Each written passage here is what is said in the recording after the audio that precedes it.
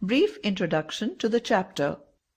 This is an interesting play that has been placed in the 25th century.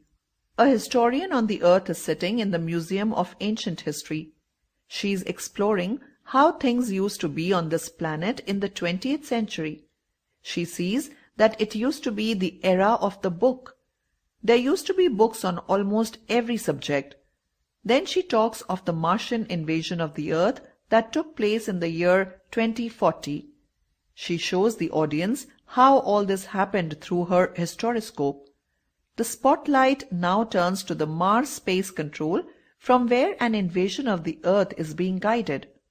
A manned space probe called Probe 1 with a crew of 3 has already landed on the Earth. They include Captain Omega, Lieutenant and Sergeant Oop. Mighty Think Tank, the ruler of Mars, is directing their activities from the Mars Space Control. Apprentice Noodle is standing by his side. With the help of an elaborate witchboard, he is helping Think Tank to have contact with the crew of Probe 1. The crew members have landed in a public library that has thousands of books. They have never seen such a thing as a book and take the library as a haberdashery.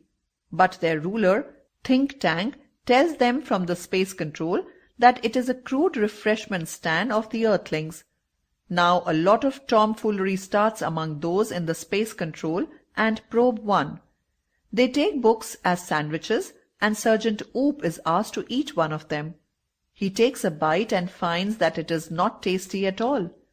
Then they find a book named Mother Goose. They can't understand what is written therein under the pictures. Think Tank orders them to swallow the vitamins they have with them.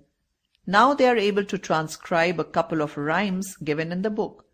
They derive their own meanings from the rhymes and begin to think that Earthlings are planning to invade Mars.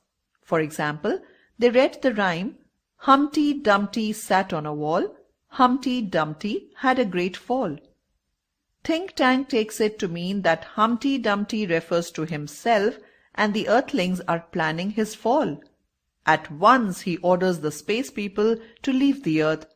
He orders the invasion fleet to evacuate the planet Mars and go 100 million miles away from it. For his own escape, he orders a special space capsule. All the Martians, Omega, Oop, Noodle and Think Tank, run off the stage, and with this, the play comes to an end. Now the spotlight again turns to the historian.